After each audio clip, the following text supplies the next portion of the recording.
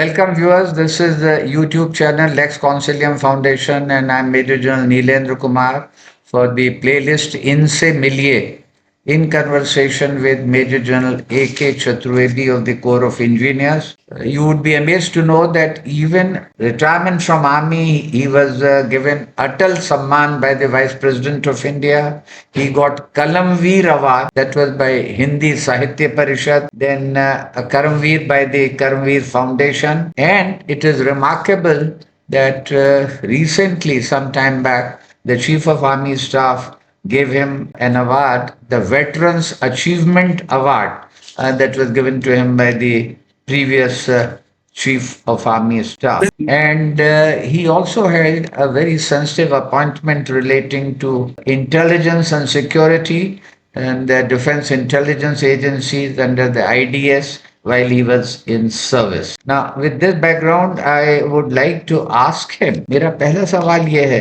कि अभी तो बहुत सारी बुलेट ट्रेन बन गई हैं और बहुत तरक्की हो रही है, लेकिन जो हिंदुस्तान में पहली ट्रेन चली थी, तो ये बताइए कि उसका सेपर्स का उसके साथ क्या कनेक्शन था, क्या जुड़ाव? बहुत बहुत इंटरेस्टिंग। देखिए, एक तो हम लोग नॉर्मली पढ़ते हैं कि 1853 में एक बोरी बंदर से, जो आज का बॉम्बे वीटी है, या छत्रपति शिवाजी महाराज टर्मिनस से लेकर के ठाणे तक एक ट्रेन चलाई गई थी। लेकिन 1851 में जब ये कैनाल बनाई जा रही थी, गंगा कैनाल, तो एक ट्रेन बनाई गई जो रुड़की से कलियर शरीफ, वहां पे जो सामान ले जाने के लिए और जिसको कहा जाए कि सीमेंट, सरिया, जो भी उसमें जरूरत होती थी, उसको ले जाने के लिए एक ट्रेन बनाई गई और वो 1851 में चली है ट्रेन। तो पहली ट्रेन जो है हिंदुस्तान में, वो मुंबई टू ठाणे नहीं है, बल्कि रुड़की टू कलियर शरीफ है।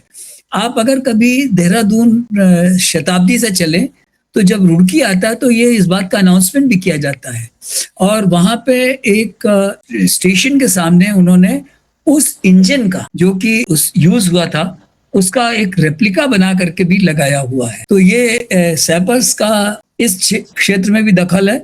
इसके अलावा एक रेलवे टीए की भी हमारे यहाँ कंपनियां हैं, अभी भी रेलवे टीए की हैं, और 1974 की जो रेलवे स्ट्राइक हुई थी उसमें इनका बड़ा योगदान रहा था। तो ये चीजें अभी भी चल रही हैं, रेलवे टीए अभी भी है। ये जो 1851 का रेल मूवमेंट है या रेल कनेक्शन है, तो ये आजकल इस समय मिनिस्ट्री ऑफ रेलवेज और रेलवे बोर्ड, ये उनकी नॉलेज में है, वो स्वीकार करते हैं? जी बिल्कुल। वही मैंने बताया ना कि जब शताब्दी ट्रेन से आप चलो, देहरादून शताब्दी दिल्ली से आप जाओ, तो जब रुड़की आता है तो वो अनाउंसमेंट करते हैं जी कि ये स्टेशन है, और उसका उन्होंने, रेलवे बोर्ड ने ही एक उस इंजन का एक रेप्लिका बना करके रुड़की रेलवे स्टेशन के सामने लगाया हुआ है। और ये मेरे लिए तो बड़े गौरव की बात है कि उस वक्त वहां पे मेरे समय में रेलवे बोर्ड के जो चेयरमैन थे उस वक्त के, वो आए थे, वो क्योंकि रुड़की यूनिवर्सिटी के वो खुद अपने अलुमनाई थे। अच्छा। जब रुड़की यूनिवर्सिटी थी तो उन्होंने ये प्रेजेंट किया था स्टेशन को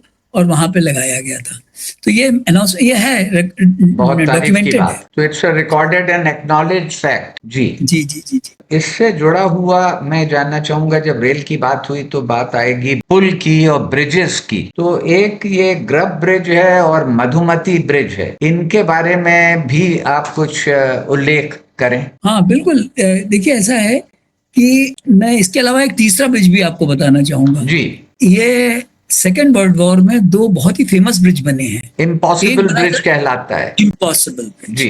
एक मोरो नदी है, उसके ऊपर बनाना था। अच्छा, उसमें पीछे क्या होता है, ये बेली ब्रिज जो बनाया जाता है, तो इसमें क्या होता है कि होम बैंक पे ब्रिज बनाते हो और रोलर पे उसको आगे लॉन्च करते हो। जब फार बैंक पे पहुंचता है वो वहां टिप हो जाता है, फिर उसके बाद उसकी डेकिंग वेकिंग करके उसको ब्रिज को आप कंप्लीट कर देते हो। लेकिन इसमें वर्किंग स्पेस ही नहीं था पीछे, तो ये किसी तरीके से ये सामान परली तरफ ले गए और वहां से इन्होंने ब्रिज बनाया। ये 1943 की बात है।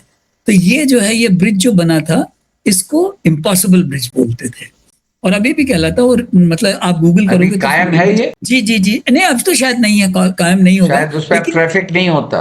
कॉम्बैट ब्रिजेस हैं, बाद में उन्होंने परमानेंट ब्रिज बना लिया होगा मोरो नदी के ऊपर, बट ये रिकॉर्डेड है। जो ग्रब ब्रिज था, ये चिंडविन रिवर के ऊपर बना। चिंडविन रिवर जो बर्मा कैंपेन में जो पार जाना था, तो उसमें ये ब्रिज बनाया गया था और ये करीब 1152 फीट का था।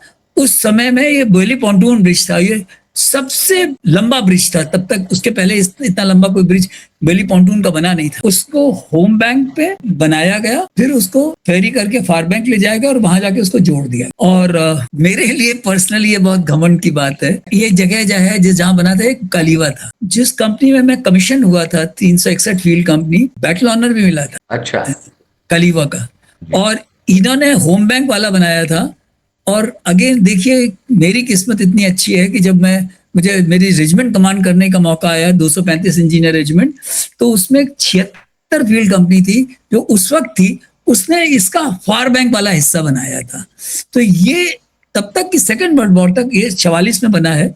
ग्रब ब्रिज इसलिए कहलाते थे इसको क्योंकि इसमें क्या है कि ट्रूप्स को खाना पहुंचाने के लिए, लॉजिस्टिक्स के लिए बहुत इंपॉर्टेंट था दिल्ली पॉन्टून ब्रिज। एंड चिनविन जो है बहुत ही फास्ट फ्लोइंग रिवर है, तो ये बहुत ही बड़ा काम हुआ था। उसके बाद 1971 जब आया तो 1971 में कि जो बांग्लादेश के युद्ध में मधुमती नदी है बांग्लादेश में, उस पे एक ब्रिज बना। तो इक्विपमेंट की भी कमी थी, तो वहां एक जिसको कहते हैं कि एक कॉम्बिनेशन ब्रिज बना, बेली पॉन्टून और एक फोल्डिंग बोट इक्विपमेंट होता है, जो पहले होता था अब नहीं है। फोल्डिंग बोट इक्विपमेंट ज्वाइन करके बनाया गया। और ये जो ग्रब ब्रिज था उससे भी लंबा था, मधुमती ब्रिज कहलाता है ये। जिस यूनिट ने बनाया था वो 58 engineer regiment, and 58 engineer regiment 63 engineer regiment. 58 का एक और ऑनर है जो आप कभी हम लोग बात कर सकते हैं कि जो सेकेंड एटॉमिक टेस्ट इंडिया ने किया था, उसमें असली काम बाद में इसी रेजिमेंट ने किया था, 58 इंच। ये ब्रिज जो है इसके मेरे ख्याल में 1100 नहीं, इसका 1155 वगैरह को ज्यादा, उससे मतलब ग्रब ब्रिज से लंबा ब्रिज था।